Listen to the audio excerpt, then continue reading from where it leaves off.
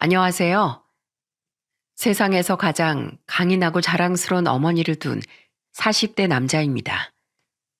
사람이 인생을 살면서 얻을 수 있는 가장 큰 복 중 하나는 바로 부모 복이라고 하죠. 부모 될 일을 스스로 선택해서 태어날 수 없으니 오롯이 타고나야 하는 귀한 복이니까요. 그리고 간혹 피로 이어진 부모님이 아닌 마음으로 이어진 부모님을 만나는 행운을 얻게 된 사람들도 있는데 그 행운아 중 한 명이 바로 저랍니다. 제 사연은 불행에서 저를 구해준 저희 어머니와 가족, 그리고 그런 어머니 덕에 번듯한 어른이 된 제가 스스로 가정을 꾸리게 되며 생겼던 소동에 관한 이야기랍니다. 부디 주변 이웃의 흔한 속사정이다 생각하고 편하게 들어주시면 감사하겠습니다. 앞서 말했듯 저는 마음으로 이어진 부모님을 두었어요. 저는 고아원 출신이거든요. 기억도 전혀 나지 않는 부모님이 두 분 다 돌아가신 후 한 친척에 의해 고작 4살의 고아원에 맡겨졌다는데 자세한 사정은 알지 못합니다. 한 가지 분명한 건 제가 그곳에 있음을 아는 친척들이 있는데도 불구하고 아무도 절 데려가길 원하지 않았다는 거죠. 같은 고아원에서 지내던 형들 몇몇은 저를 놀리고 때리는 등 수시로 절 괴롭혀댔습니다. 가뜩이나 고아원에 적응하지 못했던 전 그 때문에 더더욱 기가 죽어 어깨를 둥글게 말고 다녔죠. 원장님과 선생님들을 제외하고 그런 저를 안쓰럽게 보던 사람이 한 명 더 있었는데 그 사람이 바로 제 인생을 바꿔준 제 어머니예요. 너희들 당장 그만두지 못해? 소머리 국밥 가게를 운영하셨던 어머니는 제가 살던 고아원에 정기적으로 봉사를 오고 후원도 하던 분이셨습니다. 어머닌 유독 길을 펴고 살지 못하던 제게 관심이 가셨는지 언제부턴가 봉사를 오기만 하면 저부터 먼저 찾곤 하셨죠. 성호야, 너도 이제 8살이나 됐는데 누가 괴롭히면 하지 말라고 맞서 싸울 줄도 알아야지. 아무리 괴롭혀도 찍소리도 안 하고 당하기만 하잖아.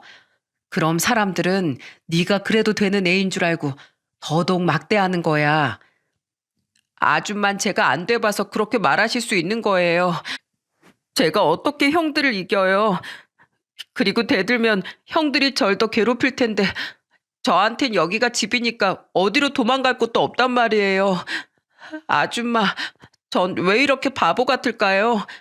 학교에선 친구들이 고아라고 왕따시키고 고아원에선 덜 떨어졌다고 따돌림 당하고 제가 이렇게 못나서 친척들도 다 저를 버린 걸까요? 어머닌 눈물을 뚝뚝 흘리던 저를 보더니 대뜸 당신 자신도 눈물을 흘리며 저를 안아주시더군요. 그리곤 왜 자신이 절 그토록 챙겨주었는지에 대해 말씀해 주셨죠. 그렇지 않아. 그 사람들도 분명 무슨 사정이 있었겠지. 그리고 네가 모자란지 아닌지 아직 다 커보지도 않았는데 어떻게 하니? 설사 네가 남들보다 조금 부족하다고 한들 세상 그 누구도 널 무시하고 괴롭혀도 될 권리는 없단다. 넌 태어난 것 자체로도 충분히 소중한 아이야. 성호야, 사실 이 아줌마도 너처럼 고아원에서 자랐단다. 그리고 너처럼 고아원 언니 오빠들한테 음침하단 이유로 엄청난 괴롭힘을 당했어. 그래서 성호 너를 보면 아줌마가 자꾸 난 같지 않았단다. 정말요? 아줌만 전혀 안 그러셨을 것 같아요. 그렇지? 근데 정말 그랬어. 그리고 아줌만 그 사람들한테 평생 지고만 있기 싫어서 맞서 싸웠단다. 성호 너한텐 아직 어려운 얘기겠지만 살다 보면 세상엔 불공평한 일이 수두룩하거든. 근데 아무것도 안 하고 손 놓고만 있으면 아무것도 바뀌지 않고 누군가 널 도와주지도 않아. 하다못해 목청껏 도와달라고 소리라도 지르지 않는 이상 말이야. 자신의 삶은 결국 뭐든지 스스로 움켜쥐고 해내야 하는 법이란다. 만약 성호 네가 용기를 낸다면 이 아줌마가 네 등 뒤를 든든하게 지켜줄게. 어머니의 말은 어려웠지만 저와 달리 저와 똑같이 자랐던 어머니는 당당하게 맞서 싸웠다는 말, 그리고 내 편 하나 없는 그곳에서 제 편이 되어 저를 지켜주겠다는 어머니의 말에 용기가 생기더군요. 그래서 며칠 뒤 또다시 저를 괴롭히려고 들던 형들에게 저는 정말로 대들었습니다. 너무 무서워서 두 다리가 덜덜 떨렸지만 저는 끝까지 형들 중 한 명의 다리를 이로 꽉 물고 놓지 않았죠. 그날은 정말 멍투성이가 되도록 얻어맞았는데 이상하게 기분이 전보다 나쁘지 않더라고요. 오히려 그날 이후 형들은 제가 독종이라며 저를 슬슬 피해 다녔어요. 또한 그 주 주말에 봉사를 왔던 어머니는 제 얼굴을 보곤 절 데리고 원장실로 가서 목청껏 따지기 시작하셨는데 그때 마음속 깊은 곳에서 뭔가가 굉장히 벅차오르더라고요. 저번에도 제가 몇 번이나 말씀드리지 않았습니까? 아무리 애들 똑같이 보살피고 아껴주셔야 한다고 해도 애 얼굴이 이 지경이 되도록 걔들을 그냥 놔두시면 어떡해요? 어른은 애들을 지킬 책임과 의무가 있는 겁니다. 형들 중 한 명도 저 때문에 많이 다쳤다고 해도 어머님 끝까지 절 감싸며 화를 내주셨어요. 어머닌 세상에 태어나 제가 처음으로 만난 든든한 제 편이었던 겁니다. 그런 어머니가 제 나이 9살에 저를 입양하기로 하셨을 때 저는 그 자리에서 눈물을 펑펑 쏟으며 기쁨을 참지 못했죠. 성호야, 아저씨는 아줌마랑 같이 왔을 때 몇 번 봤지? 아줌만 이제부터 성호 네 엄마고 아저씨는 네 아버지야. 네 엄마가 성호 네 이야기를 집에서 얼마나 했는지 모른다. 그런 네가 결국 아들이 돼서 우리 품으로 오는구나. 우리 앞으로 잘 지내보자. 덤프트럭 운전 일을 하던 아버진 풍채만큼이나 푸근하고 자상한 분이셨습니다.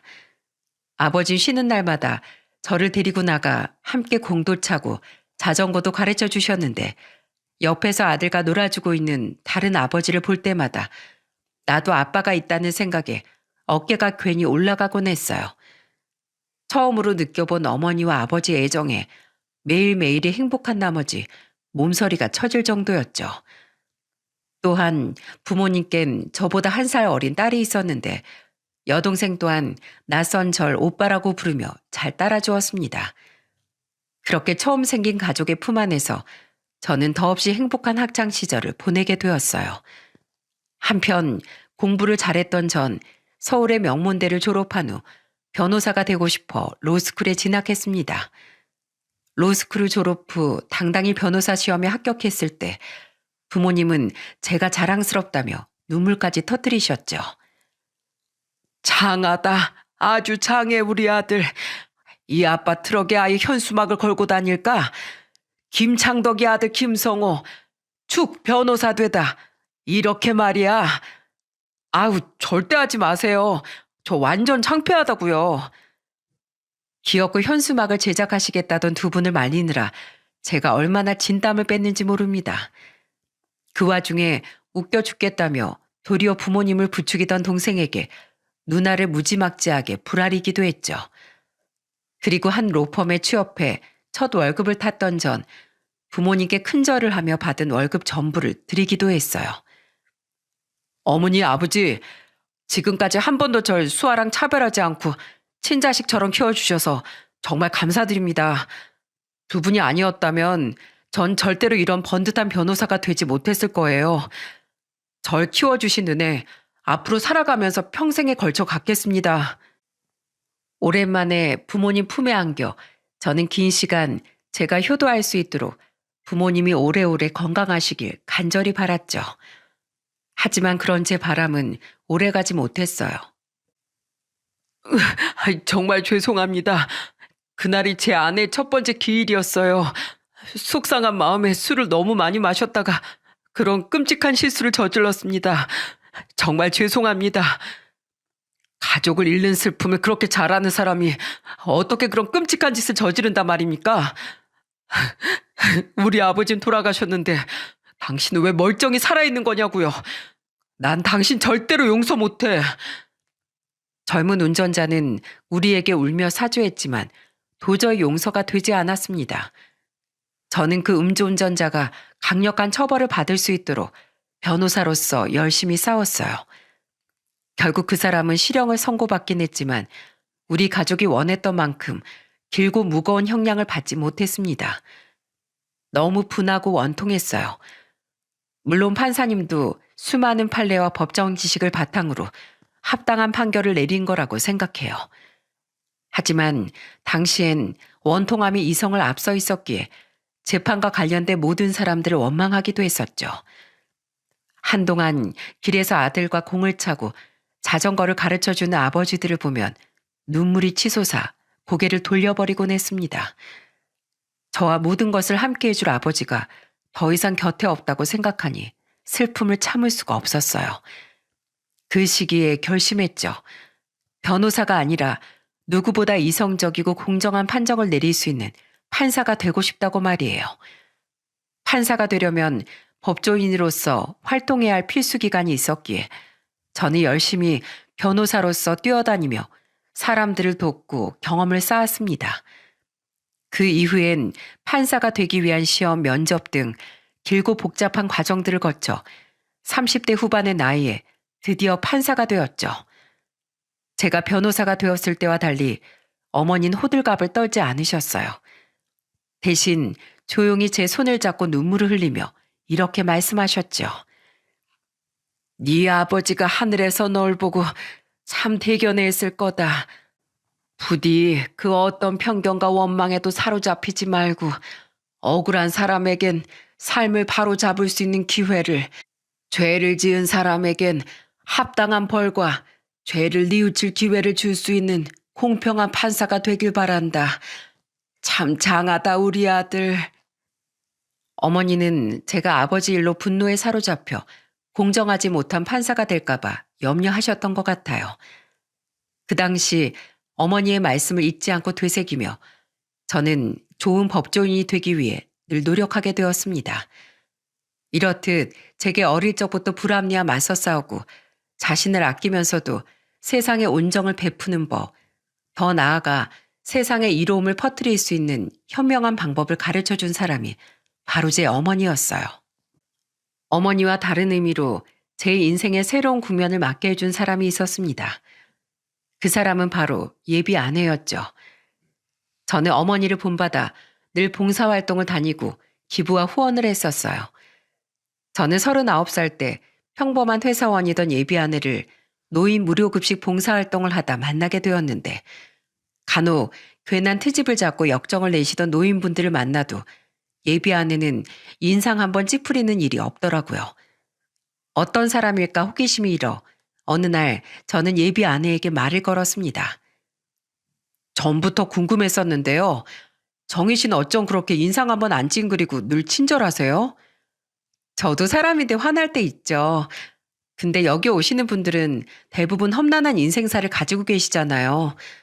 게다가 형편까지 어려우니까 간혹 다른 사람들이 자기를 무시한다고 생각하는 분들이 계시더라고요. 살아온 삶이 고단하셔서 그런 거지 처음부터 그런 분들은 아니었을 거다 하고 생각하면 오히려 마음이 너무 아파져서 화가 누그러져요. 그리고 대부분 또 혼자 사시는 분들이니까 자기 얘기를 들어줄 사람이 없어서 많이들 외로워하세요. 저는 이 봉사라면서 그런 분들의 말을 귀담아 들을 수 있어서 오히려 다행이라고 생각해요. 예비 아내의 말은 제게 아주 큰 울림을 주었어요. 무작정 봉사한다, 좋은 일 한다 정도로만 생각했지 봉사하는 곳 사람들의 인생을 들여다볼 생각은 차마 하지 못했거든요. 오랫동안 공부와 일에만 매진하느라 연애를 오래 쉬었던 전 그런 예비 아내에게 큰 호감을 품게 되었고 우린 자연스럽게 연애를 하게 되었습니다.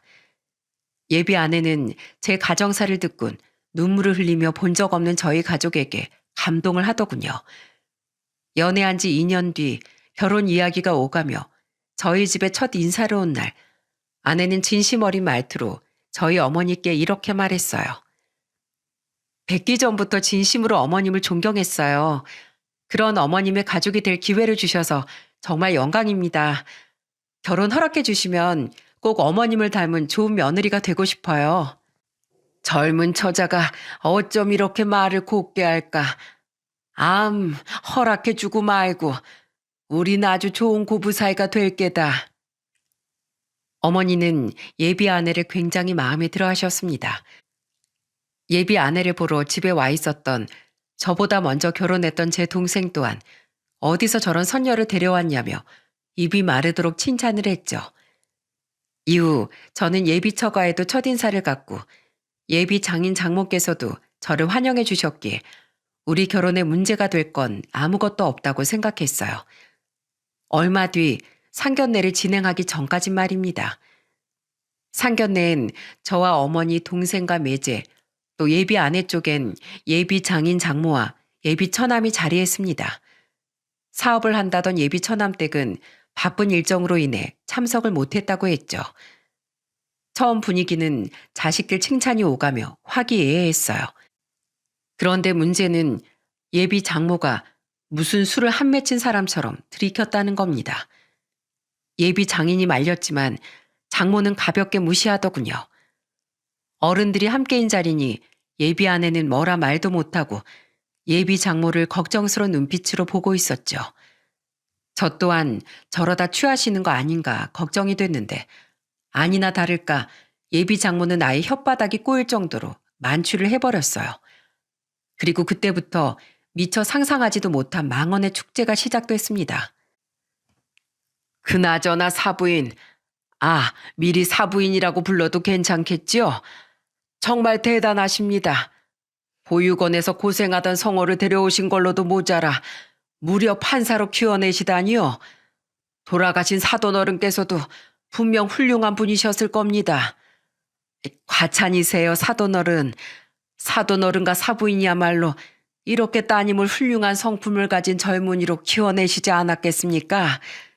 그리고 제가 성호를 데려온 게 아니라 부모 자식 간이 될 운명이 우릴 이끈 게지요. 진짜 듣다 짜증나서 못 들어주겠네. 훌륭하십니다, 사부인. 대단하십니다, 사부인. 당신 사위 될 사람이 판사라고 너무 빌빌거리는 거 아니에요? 뭐라고? 이 사람 결국 취해버렸네. 죄송합니다, 사부인. 제가 어떻게든 말려서 했는데 당신 얼른 그 입 다물어. 내가 뭘 어쨌다고. 저기 이보세요, 사부인. 솔직하게 말해봐요. 지금 기분 째지죠?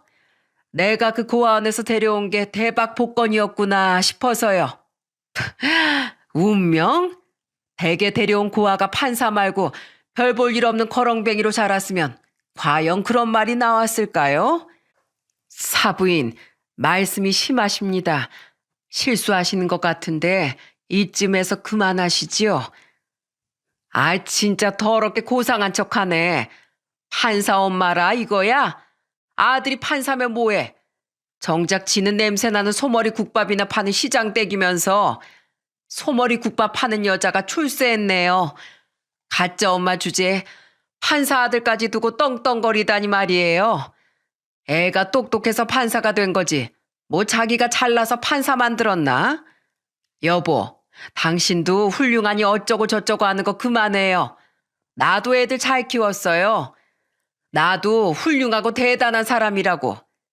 정희 너도 시어머니가 좋은 사람이네 어쩌냐는 소리 그만 좀 해. 저 땅 국밥하는 추레한 여자보다 전직 공무원 남편 두고 소시적에 피아노 가르치고 살았던 내가 훨씬 고상하고 훌륭해. 야, 사위 너. 결혼하고 나서 저 땅 가짜 엄마 대접한다고 내 딸 고생시키기만 해봐. 아니, 아예 구하기로 한 신혼집 말고 처가살이를 하는 게 어때? 저런 가짜 말고 우리 딸 친부모인 내가 진정한 부모 사랑이 뭔지 확실하게 알게 해줄게. 불쌍한 고아 사이 내가 바다 같은 마음으로 품어주겠다고. 예비 장모는 쩌렁쩌렁한 목소리로 상견례장 분위기를 풍비박산 내버렸습니다. 예비 장인과 처남의 얼굴은 사색이 됐고 예비 아내는 황급히 예비 장모의 입을 틀어막았어요. 하지만 때는 이미 늦었죠. 저와 동생은 걷잡을 수 없을 만큼 화가 난 상태였고 매제는 너무 놀라 냉수를 들이키고 있었어요. 예비 장모고 뭐고 이건 아닌 것 같아 벌떡 일어나 화를 내려는데 싸늘한 표정의 어머니가 말리듯 제 손을 잡으시더군요. 그때 문득 떠올랐습니다. 애초에 무례한 상대와 싸우는 법을 제게 처음으로 알려준 사람이 바로 저희 어머니라는 사실을 말이죠. 어머니는 다른 쪽 손이 올려져 있던 식탁을 주먹으로 탁 내리치셨어요. 그리고 그때부터 성난 암사자의 포효 같은 어머니의 참교육이 시작됐습니다. 피아노 치는 일보다 소머리 국밥 하는 일이 덜 고상하다고 누가 그럽디까? 직업 가지고 고상한 애 만의 수준 따지는 댁 사고방식은 덜 고상하다 못해 천박하네요. 그리고 가짜 엄마? 난 우리 성호를 데려온 그날부터 단 하루도 우리 성호가 내 친자식이 아니라고 생각해 본 적이 없어요.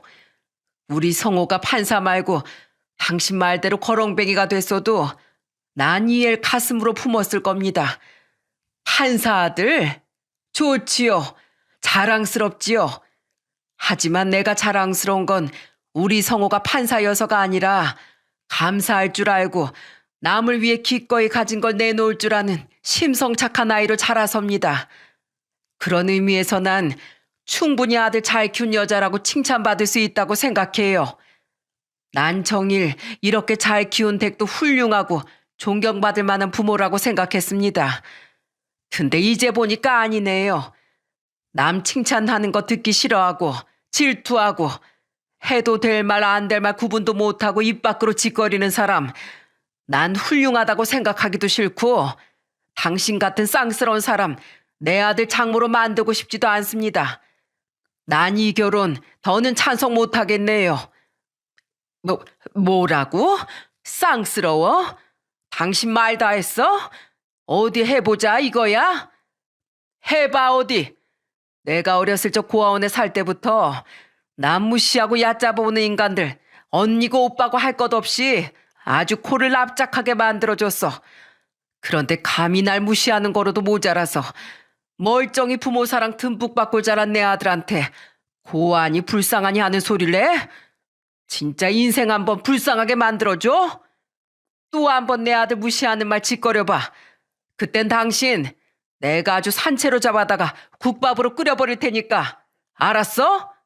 확 눈 안 깔어? 예비 장모 때와는 다른 의미로 기절할 뻔했습니다. 저는 저희 어머니가 그런 무서운 말을 하실 수 있는 분인지 정말로 몰랐거든요. 저뿐만 아니라 그 자리에 있던 모두가 기함을 했는지 떡 벌린 입을 다물 생각조차 못하더군요. 심지어 예비 장모는 어마무시한 어머니의 말에 어느새 시선을 돌린 채 무릎까지 덜덜 떨고 있었죠. 어머닌 더 이상 이 자리에 있을 가치가 없다며 가자고 소리친 후 먼저 방을 나가버리셨습니다. 그제야 다들 정신을 차렸고 동생과 매제는 어머니의 뒤를 따라 나갔어요. 예비 처남은 한숨을 쉬며 고개를 숙이고 있었고 예비 장인과 아내는 제게 사과를 하더군요. 정말 미안하네. 사부인께서 정말 마음 많이 상하셨을 거야. 내가 입이 10개라도 자네한테 할 말이 없네. 성호 씨 정말 미안해. 우리 나가서 이야기 좀 하자. 아니, 미안한데 당신이랑 난 더 이상 할 얘기가 없을 것 같아. 난 내 어머니를 욕보인 저런 사람 절대 내 장모로 두고 싶지 않거든. 그러니까 정이야, 우리 그냥 파혼하자. 그리고 어머님, 아니 저기요. 제가 스스로 알아서 판사가 됐다고요? 그쪽이 보셨습니까? 저희 어머니가 얼마나 애틋하게 저를 키워주셨는지? 저희 어머니가 아니었다면 판상커녕 대학조차 가지 못했을지도 모릅니다. 구석에 숨어서 울기만 하던 제게 당당하게 세상 살아가는 법을 가르쳐 주시고 세상에 대한 원망에 빠져있던 제게 판사라는 직업의 본질에 대해 일깨워주신 분이 바로 저희 어머니예요. 소머리 국밥을 팔든 뭐가 됐든 세상에서 가장 고상하고 존경스러운 인품을 가지신 분이 바로 제 어머니란 말입니다. 저를 낳아준 친모가 어떤 사람이건 제게 어머니는 절 키워주신 어머니 단 한 분뿐이에요. 그런 어머니를 가짜 엄마라고 모욕한 그쪽은 술에 취해서 딸을 파혼시킨 한심한 엄마라는 사실 절대 잊지 마세요. 2번 다시 볼 일 없길 바랍니다. 저는 두 눈을 질끈 감은 예비 장인과 흐느끼며 절 부르는 예비 아내를 뒤로한 채 방문을 열고 나왔습니다. 그 앞에선 걱정스러운 표정의 동생 부부와 어머니가 서 계시더군요. 제가 한 말을 밖에서 다 들으셨는지 어머닌 힘이 빠진 저를 꼭 끌어안아 주셨죠. 상심이 크지? 아니에요. 저보다 어머니가 더 마음 상하셨을 텐데 정말 죄송해요. 저 때문에 괜히 저런 나쁜 말을 듣게 해드려서요. 아니다. 한 치 앞도 모르는 게 사람 인생인데 이런 일이 생길 줄 네가 어찌 알았겠니? 얼른 집에 가자. 그렇게 집으로 돌아온 후 예비 아내에게서 몇 번이나 전화가 걸려왔지만 전화를 받지 않았어요. 받으면 괜히 마음만 약해질 게 뻔했으니까요. 그런데 제가 전화를 받지 않자 예비 아내는 제 퇴근 시간에 맞춰 저희 집 앞까지 찾아왔더군요. 성우 씨, 왜 왔어? 난 내 의사 충분히 이야기했어. 그러니까 돌아가줘. 성우 씨, 우리 엄마 행동 용서해달라고 하지 않을게. 그래도 그냥 우리 결혼하지 않고 이대로 만나기만 하면 안 될까? 내가 염치 없다는 거 아는데 영원히 성우 씨랑 이별한다고 생각하니까 차마 숨조차 제대로 못 쉬겠어. 예비 장모가 술에서 깬 뒤 예비 아내의 집은 그야말로 난리가 났었다고 합니다. 예비 장인은 평소에도 술 때문에 그렇게 자신과 싸우대더니 망할 놈의 주사로 못난 미천 다 드러내고 자식 혼사까지 망치니 이제 속이 시원하냐며 내 자식 인생 망치는 여자랑 더 이상은 못 살겠다고 이혼을 선언하셨다는군요. 술 때문에 이미 며느리와도 몇 번 문제가 있었는지 예비 처남은 언젠간 사고 칠 줄 알았다며 학을 떼군 자기 집으로 돌아갔고요. 나도 엄마 얼굴 꼴도 보기 싫다고 하는 뒤로 엄마한테 말 한마디 안 걸고 있어. 나랑 아빠한테 울면서 사과하곤 있는데 이게 어떻게 사과 한마디로 끝낼 일이야. 나 엄마가 너무 밉고 원망스러워. 애써 우는 예비 아내를 돌려보냈지만 저 또한 마음이 찢어지는 것 같았습니다. 누구보다 현명하고 착했던 예비 아내에게 저 또한 너무 큰 마음을 내어주었으니까요. 예비 아내는 그 뒤로도 몇 번이나 저를 찾아왔지만 저는 냉정하게 돌려보냈습니다. 그렇게 상견례 이후 며칠이 지났고 결국 예비 아내는 제게 이런 문자를 보내더군요. 계속 나를 밀어내야 했던 성호 씨 마음도 힘들고 불편했을 텐데 내가 내 힘듦에만 치우쳐서 너무 내 생각만 한 것 같아. 어머니께 죄송해서라도 나도 이젠 그만 현실을 받아들일게. 그동안 많이 고마웠어. 그리고 좋았던 시간을 이렇게 끝내게 해서 정말 미안해. 앞으로 어디에 있든 성호 씨와 어머님의 행복을 빌게. 이젠 정말 끝이구나 싶어 눈물이 왈칵 흘러내렸습니다. 두 번 다시 이런 여자 만날 수 없을 테니 아마 살면서 내 인생에 결혼이란 없겠구나 싶었죠. 한참을 울고 목이 말라 방을 나오니 거실 소파에 어머니가 앉아 계시더군요. 저는 황급히 마른 눈물 자국을 지워내려 손으로 얼굴을 비볐어요. 그런데 그때 어머니는 저를 부르더니 이렇게 말씀하셨습니다. 많이 힘드니? 괜찮아요. 시간이 해결해 주겠죠. 괜히 걱정 끼쳐드려서 죄송해요, 엄마. 성호야, 사실 그동안 정희가 나한테도 몇 번이나 전화가 왔었다. 죄송하다고 꼭 찾아뵙고 다시 사과드리고 싶다는 걸 내가 오지 말라고 했다. 마음이 약해질 것 같아서 말이야. 그러니까 아까 전에 앞으로 부디 행복하게 잘 사시라는 마지막 문자가 왔더구나. 어머니한테도 그런 문자를 보냈어요. 사실 저한테도 마지막 문자가 왔었거든요. 그래, 왠지 그럴 것 같았다. 그러니 네가 그렇게 우는구나 싶었지. 사실 정희한테 그동안 연락 온 걸 너에게 말하지 않았던 건 달라질 건 없는데 괜히 말해봤자 네 마음만 아프게 할 것 같아서야. 나도 사람인지라 화도 많이 났고 그런 사람을 네 가족으로 만들고 싶지 않았으니 네 결혼을 도저히 찬성할 수 없을 것 같았거든. 그런데 너희가 서로 정을 떼기가 많이 힘들다면 하온을 진지하게 다시 고려해 보려무나. 사실 내가 말 안 한 일이 하나 더 있는데 요즘 네 예비 장모였던 그 여자가 매일같이 내 식당에 찾아오고 있다. 오늘로 벌써 닷새째야. 깜짝 놀랐습니다. 너무 생각지도 못한 말이어서요. 그도 그럴 것이 예비 장모는 제게 단 한 번도 사과 전화를 한 적이 없었기에 끝까지 참 뻔뻔한 사람이라고 생각했었거든요. 상견례한 다음 날 정희 부친이 찾아와서 내게 머리 숙여 사과하더구나. 파혼할 때 하더라도 자기 안 사람 행동에 대해선 진심으로 사죄하고 싶다면서 말이야. 그전에도 며느리가 돈 잘 보고 친정 좀 잘 산다고 시댁을 무시한다면서 술 먹고 몇 번이나 난동을 피워댔다더구나. 어렸을 때부터 공부 잘하던 오빠들하고 비교당하면서 자라서 시기 질투도 피해의식도 심한 사람이었대.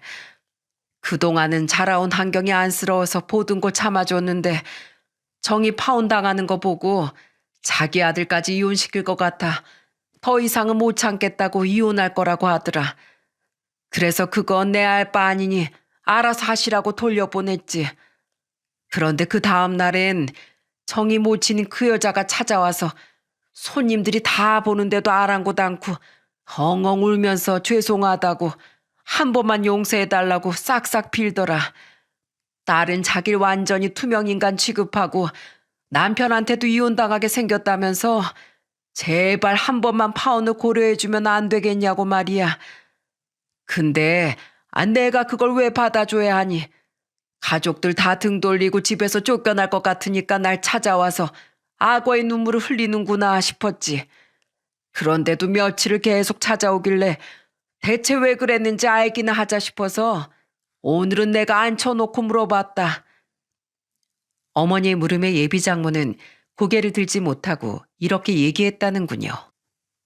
정말 죄송합니다. 제가 성장 배경이 엉망이라 성격이 배배 꼬여 있어요. 남이 나보다 잘난 것 같으면 괜히 질투나고 괜히 깎아내리고 싶은 못난 마음이 들더라고요. 저도 스스로가 못난 건 알고 있어서 어떻게든 꾹 참고 살아보려는 와중에 우리 아들이 결혼을 했습니다. 그런데 평범하게 중소기업 다닌 우리 아들에 비해 며느리가 너무 잘났지 않겠어요? 친정도 우리 집은 비교도 안 되게 부자고 자기 사업한다면서 우리 아들 벌이의 10배는 번다고 하더라고요. 바쁘다고 애 계획도 미루고 명절이나 중요한 집안 행사에도 사업 때문에 바쁘다면서 아들 통해서 돈만 보내버릴 때가 많으니 그게 참 고깝더군요. 그래서 시어미로서 한마디 하려고 해도 남편도 바쁘네 그냥 놔두라고 하고 아들은 잘 사는 자기 처가 눈치, 자기보다 잘난 처 눈치 보면서 도리어 그거 시짜짓 하는 거라고 화내고 집 좀 덜 잘 살고 아들 중소기업밖에 못 보내놨으면 시부모 대접도 못 받고 무시당해 한답니까? 내 친구들은 며느리가 전화도 자주 건다고 하고 명절엔 어머님 제가 할 테니까 쉬세요 하면서 사근사근하게 군다는데 내 처지가 처량하더라고요. 그런데 이번엔 우리 딸이 자기 시엠이 될 사람이 그렇게 훌륭하다, 존경스럽다 하고 생전 저한테는 안 하던 칭찬을 늘어놓으니 솔직히 별 잘나지도 않은 여자가 아들을 판사로 키워내서 저런 소리를 다 듣네 싶어서 또 질투가 났어요.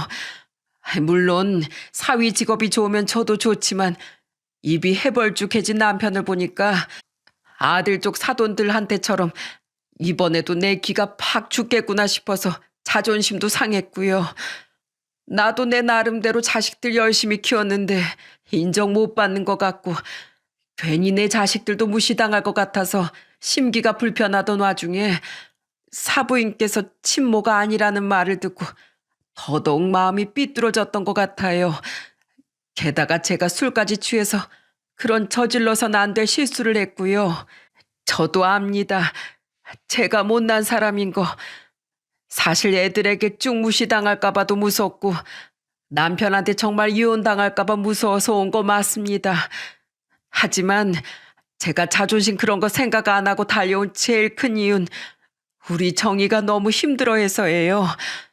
사부인도 아시다시피 저와 다르게 우리 정인 정말 날개만 없다 뿐이지 천사나 다름없는 아이잖아요.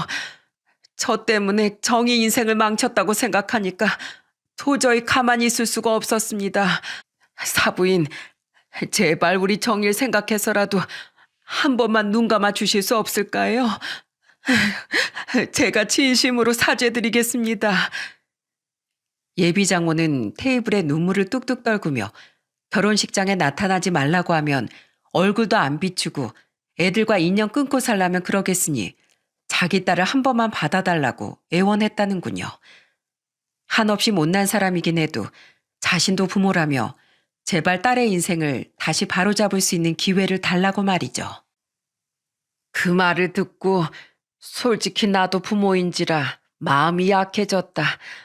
우선은 생각해 보겠으니 돌아가 보라고 말해도 끝까지 남아있다가 은근슬쩍 손님한테 서빙까지 하려고 들더구나. 내 눈치를 슬슬 보면서 말이야.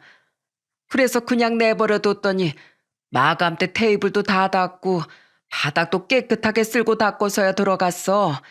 고생 많으셨어요, 사부인. 하고 허둥지둥 돌아가는데 마음이 참 복잡했다. 그리고 집에 오는데 정이 문자를 받고 정말 생각이 많아졌어. 솔직히 마음이 다 풀리지 않은 건 사실이다. 하지만 부모로서 자식을 위해 몇 날 며칠씩 자존심 다 내려놓고 고개 숙일 줄 아는 사람에게라면 한 번쯤 기회를 주는 것도 좋지 않을까 싶구나. 반성하는 사람에게 기회를 주는 거 그게 판사인 네 일도 되지 않겠니? 그러니 네가 정희에게 마음이 많이 남아있다면 그냥 결혼 없지 말고 진행해 보려무나. 뜨거운 눈물이 흘렀습니다. 어머니 말씀처럼 정말로 예비 장모가 진심으로 잘못을 뉘우치고 그 긴 시간 동안 용서를 구한 거라면 저도 한 번쯤 예비 장모를 용서하고 예비 아내와 헤어지지 않아도 되는 건가 싶어 내심 안도의 눈물이 흐른 것 같아요. 한참을 고민한 끝에 다음날 퇴근길에 예비 아내에게 전화를 걸어 제가 들은 이야기를 말해 주었어요. 그리곤 당신만 괜찮으면 다시 만나보겠냐는 가슴 벅차오르는 말을 내뱉었죠. 정말 우리 엄마가 그랬다고? 난 몰랐어. 엄마랑 요새 전혀 말을 안 하고 지냈거든. 정말 어머님이 우리 다시 만나보라고 그러셨어? 그럼 우리 안 헤어지는 거지? 나 마침 지금 퇴근했는데 당장 어머님 가게로 가서 감사하다고 그리고 정말 죄송했다고 직접 말씀드릴래. 예비 아내는 울고 웃으며 기쁜 마음을 감추지 못했습니다. 저 또한 얼른 예비 아내를 보고 싶어 어머니의 가게로 향했고 우린 어머니의 가게 앞에서 마주쳤죠. 저는 긴장한 예비 아내에게 심호흡을 시킨 후 어머니의 가게로 들어갔어요. 그런데 우리가 가장 먼저 마주친 사람은 저희 어머니가 아닌 예비 장모였어요. 막 마지막 손님이 나간 건지 테이블 하나를 치우고 있던 예비 장모는 저와 자신의 딸을 보자마자 허둥거리며 어쩔 줄을 모르더군요. 정희야. 엄마 거기서 뭐해? 그동안 계속 여기 왔었다며. 왜 나한테 말을 안 했어?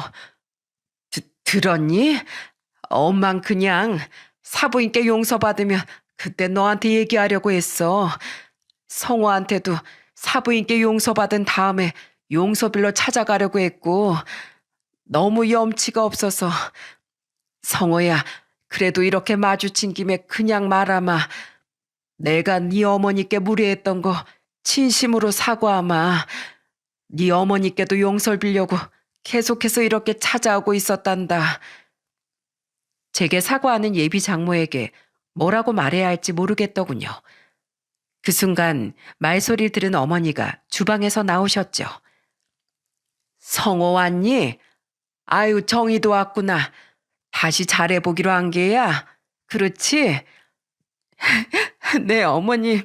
이게 전부 어머님께서 용서해 주신 덕분이에요. 감사 인사 드리려고 기다리지도 못하고 이렇게 찾아왔어요. 어머님, 저 다시 받아주신다고 말해주셔서 정말 감사드립니다. 그리고 저희 엄마 일은 정말 죄송했어요. 됐다. 아이 사실 네가 무슨 잘못을 했겠니? 사부인, 우리 딸을 받아주기로 하셨다고요?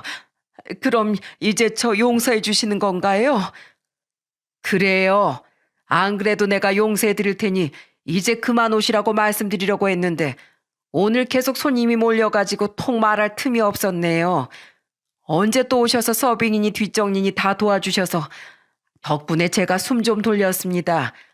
그런데 그냥은 절대 용서 못 해드리고 조건이 있어요. 저랑 약속 몇 가지 좀 해주셔야겠습니다. 휘둥그레진 눈에 눈물이 그렁그렁 맺힌 예비 장모는 뭐든 약속하겠다며 고개를 마구 끄덕이더군요. 어머니는 종이 한 장을 볼펜과 함께 예비 장모에게 건네셨습니다. 자, 받아 적으세요. 첫 번째, 2번 다시 술은 입에 대지 않겠다. 2번째, 남에게 시기 질투가 날 땐 나 자신에게 칭찬을 한 가지씩 해준다. 3번째, 스스로 못난 것 같을 때도 거울을 보고 스스로를 반드시 칭찬해준다. 이 3가지 다 약속할 수 있으면 매날의 날짜도 적고 서명도 하세요. 사부인, 이건 사부인이나 성호를 위한 약속이 아니잖아요. 나랑 우리 아들을 위한 게 맞아요. 사부인이 그 못난 마음을 버리고 주사 못 부리게 술도 다 끊어야 나도 우리 아들 걱정을 안 할 테고 우리 아들한테 괜히 시비 거는 일도 없을 거 아닙니까? 그리고 나 우리 아들 통해서 틈틈이 확인할 거예요. 사부인이 정말 약속 잘 지키고 있는지 아닌지. 어기기만 해봐요. 그때 내가 으름장 났던 거 기억하죠? 국밥으로 확. 아휴, 기억하죠. 술에 취해서도 어떻게 그 무서운 말을 잊겠습니까? 약속 지킬게요, 사부인. 사부인 무서워서라도 꼭 지키겠습니다. 아휴, 정말 감사합니다. 예, 아시면 됐네요.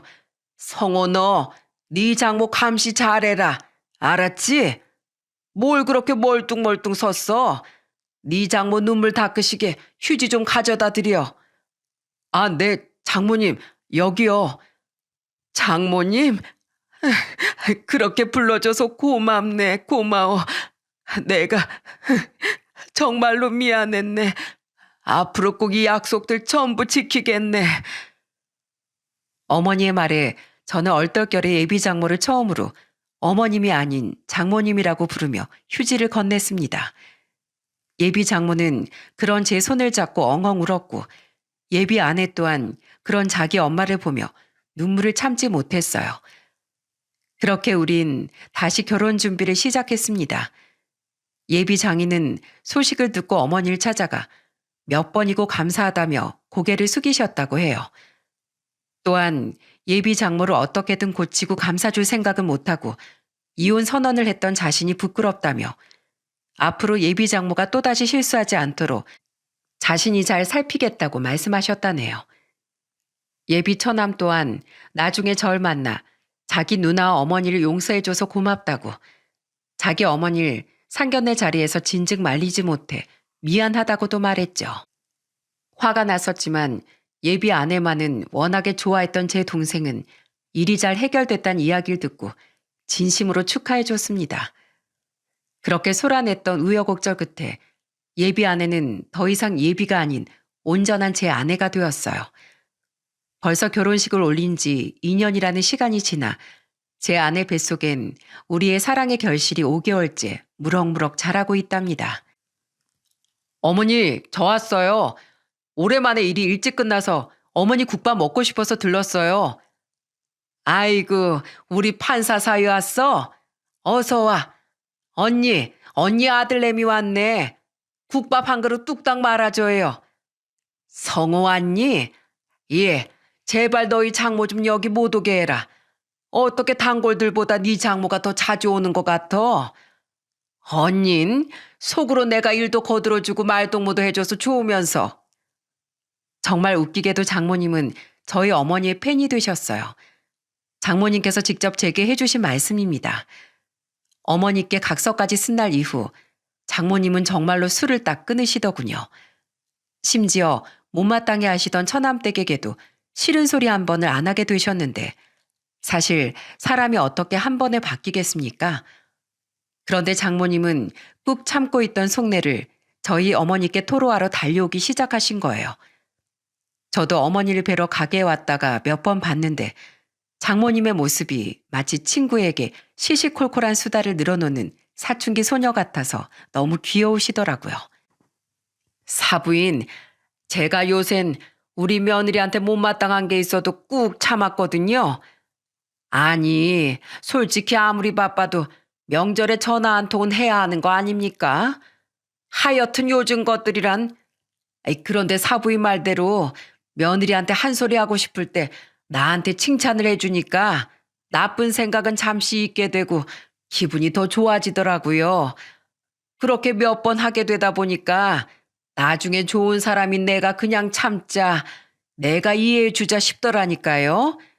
요즘엔 다른 잘 되는 사람을 봐도 질투도 안 나고 그러다 보니까 마음이 불편하지도 않고 세상도 아름다워 보이는 게 아주 새 인생을 사는 것 같아요.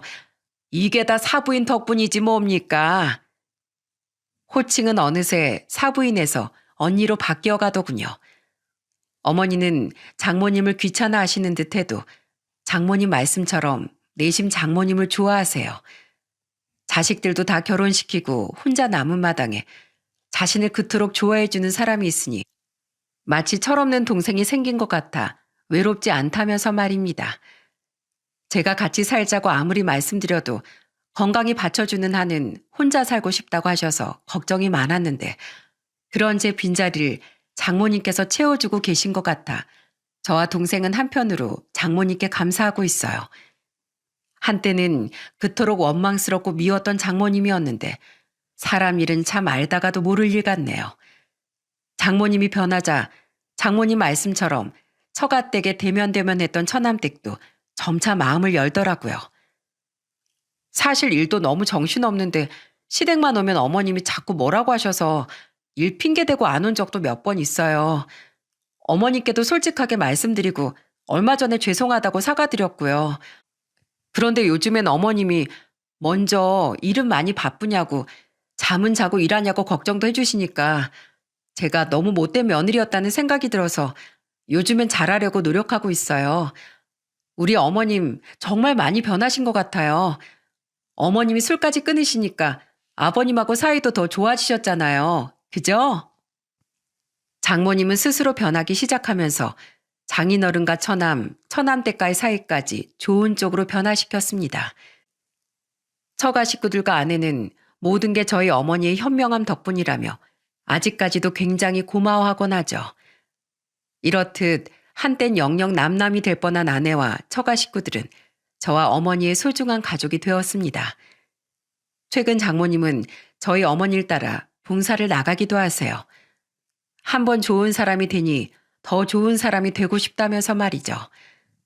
저도 아내와 함께 마찬가지로 봉사, 기부, 후원을 꾸준히 하고 있으니 어머니 한 사람의 선한 영향력이 결국 저와 장모님을 세상에 도움의 손길을 내밀 수 있는 사람으로 만들어준 거 아니겠어요? 여러분, 저는 제 사연을 통해 세상엔 도움의 손길을 필요로 하는 사람이 아주 많다는 이야기를 하고 싶었습니다. 여러분의 작은 도움의 손길 하나로 불우한 누군가 인생은 크게 바뀔 수도 있다는 사실을 꼭 알아주셨으면 좋겠어요. 어머니로 인해 새 인생을 살게 된 저처럼 말이죠. 또한 여러분의 선한 마음은 어머니가 제 장모님을 변화시켰듯 누군가의 마음을 흔들어 놓을 수 있다는 걸, 그렇게 세상은 조금씩 아름답게 변화해 간다는 사실을 꼭 기억해 주시길 바랍니다. 저는 앞으로 수많은 선행과 더불어 한 사람의 법조인으로서 공정하고 엄중한 판결로 세상을 이롭게 만들어 나가는데 일조하면서 살아가 볼게요. 그럼 모두 행복하시길 바라며 이만 사연을 마치겠습니다. 감사합니다.